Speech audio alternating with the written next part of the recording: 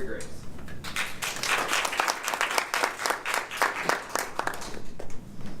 Sorry, a little unconventional. I just couldn't resist the opportunity to speak more in front of you all. So, I have the next hot tip, a way to save money. We all like saving money or earning a quick buck, right? Or maybe it's steady, gradual saving or earning of money, right? Well, mine could save you as much as hundreds, if not thousands of dollars. And it's so easy. Little steps along the way will get you there. What's this new exciting thing that Corey is scheme that he's trying to sell us? Car maintenance. It's not as scary as you think. I'm an engineer. I'm a structural engineer, which is civil engineering, but I tend to be mechanically minded as well. So the tinkering of the engines, it gets me interested as well to learn how they work. I took engines classes in high school and got to pull apart engines and put them back together. And so regular car maintenance on your car is a great way to save yourself a lot of money. Oh. What is that? What's under there? I don't want to imagine what's under there. It could be a leprechaun, could be a monster. I'm just going to stick gas in the side of this thing and drop it off to the mechanic and not worry about it, right? It's really scary under there. Let's not open it. But if we look, oh, it's not too bad, right? It's just a bunch of wires and hoses and hundreds, if not thousands of dollars of parts that we could break. But really, it looks complicated and overwhelming at first, but if you start to dig into it a little bit, the little parts and components aren't really as scary as we all make them out to be.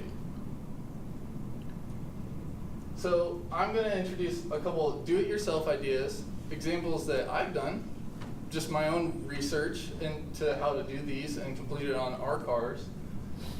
Some tips I've come across for completing your own do-it-yourself work, and a good summary of the way that I saved a lot of money working on my car. So a couple really basic maintenance, and this is all stuff that they tell us, yes, we should, we know, but maybe we're not the best at. Changing your oil and filter. Admittedly, it's challenging on different cars. I know on Nancy's car, the red car you saw there, I gave up trying to change the oil filter the first time because it's a trans-mounted engine, which means it goes sideways, and for whatever reason, Nissan put the filter on the back, above the axle. I'm laying on my back, and it's hot, and I can't get it off, and I have to get a filter and try again next time for the next oil change. By this time, the oil's out of the car, and I just got to move on. So put new oil in, change the filter the next time. Thankfully, my Xterra, all I got to do is reach through in front of the tire to get into my filter. I think you could even take off the wheel, which is a little extreme. So results may vary for your own cars as to the ease of changing the filter, but the oil is pretty straightforward. The drain plug's right underneath. Changing your drive belts. Again, I've done this on both my car and Nancy's car. Mine has a great auto tensioner. You get this tool, loosen it. Yeah, it's long, it scrape up your arms, you get a little greasy, you get a little bloody, but it's fun, and mine snaps in. I swear, it's fun. But mine snaps into place nice. Nancy's, for whatever reason, Nissan, what were you doing on her car? They did it great on my car, but on her car, there are these little screw tensioners that you gotta wrap around, and I went through 3 belts that didn't fit, even though they were supposed to fit. That was the most frustrating time. Sorry. Side tangent, we'll leave it there. Changing your spark plugs. Again, this could vary jobs, and this is the example I'm going to show you where I saved a ton of money working on my own car. This can also vary by car as well, though. Mine was difficult. Nancy's was super straightforward. And then finishing up with changing the engine and cabin air filters. Probably the easiest thing you could do. A lot of times you go take it to Jiffy Lube, you don't want to get oil on yourself, you want to let somebody else do the oil change. That's fine, that's reasonable, especially with time crunches. But they say, oh, we'll toss in an air filter, right? They might even bring it out and say, oh, so dirty, you should change this.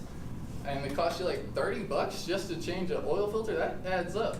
Those oil filters are actually pretty cheap, maybe like $10 to $15, and you'll see how easy it is to snap it into place. So how do we know that we need to do work? Well, we want to regularly check our fluids. We want to be good about rotating and balancing our tires and staying on schedule with those so they get good, even wear. In the meantime, we can be inspecting the tread wear to make sure that they're doing all right. We can check the manual for maintenance. That book, that thick book that we get in our glove compartment when we buy our car and we just ignore it. We don't want to deal with it, too much to read, except for maybe the infotainment stuff. That's kind of fun to read about, right?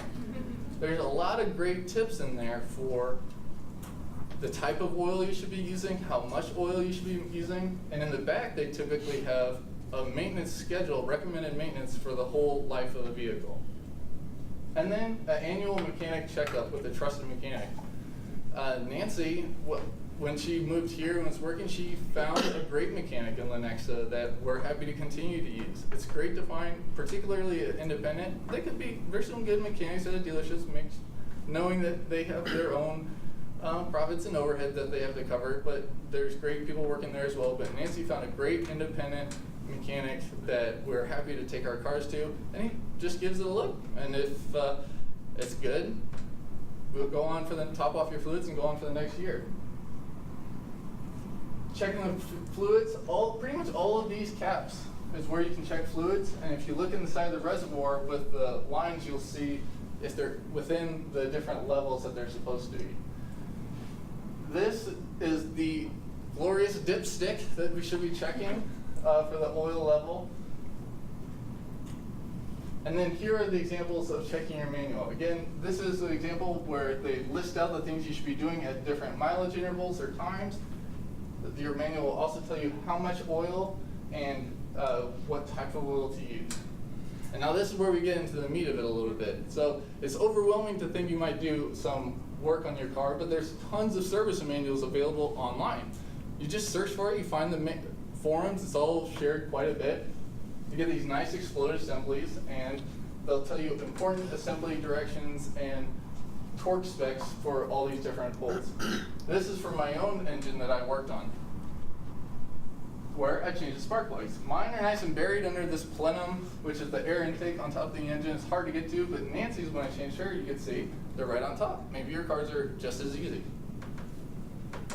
So here's a great money-saving example. I had to take my Xterra in to get checked up on a potential recall. The dealership was happy to quote me on some work that they wanted to do as well, and it totaled up to $754. By the time I bought all of these parts and some tools, it was only $235, and I saved over $500. And I was left with a bunch of great tools to do future work on future projects. And finally, the air filter is fantastic. This is how easy it can be. You just snap it into place, and it's easy to replace it when it gets dirty and your car needs to breathe healthy and clean. So some great ideas, ways you can save over $500 on one afternoon, and great satisfaction, even like working with your dad to do maintenance on your car. So.